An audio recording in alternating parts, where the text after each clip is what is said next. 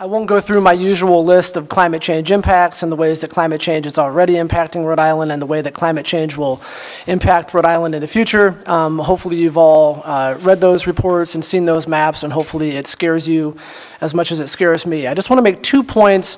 The first being about the importance of mandatory emissions targets. Most people know that Narragansett Bay is much cleaner now than it was 50 years ago. And why is that? Well, the science showed that untreated wastewater and sewage was having a negative impact on the bay, and we put mandatory, legally enforceable limits in place to reduce nitrogen discharges from wastewater plants.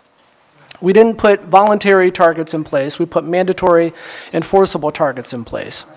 In the 1970s, the science was clear that leaded gas was causing lead poisoning in children. We didn't put voluntary limits in place, we put mandatory, legally enforceable limits in place, and we helped to fix that problem. In the 80s, the science was clear that acid rain was a major environmental problem. Again, we put mandatory reductions in place for sulfur dioxide and nitrogen oxides, and that's how we solved that problem. Now the science is clear that climate change is a serious threat to human health and the environment, and the solution to that threat is a deep reduction in greenhouse gas emissions.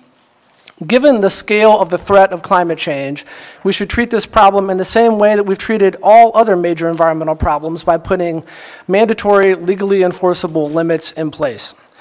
The second point that I want to make is about shared responsibility. A couple of months ago, the Speaker of the House here made a comment publicly, and I quote, "There's nothing Rhode Island can do to address climate change in a way that's real or impactful." That's an unfortunate statement in my opinion, because I think it's a flawed way of looking at the climate change problem. Every state in the country can make that same argument. Texas could say, well, it doesn't matter, we could reduce our emissions to 0, you're still going to have climate change.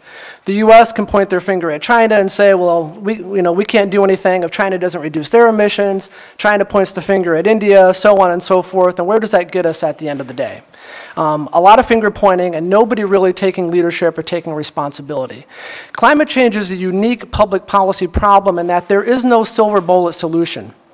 Every jurisdiction that has the ability to be part of the solution has to accept that responsibility and do everything in their power to be part of the solution, which means that local governments have to do what they can, state governments have to do what they can, and every national government has to do what they can as well.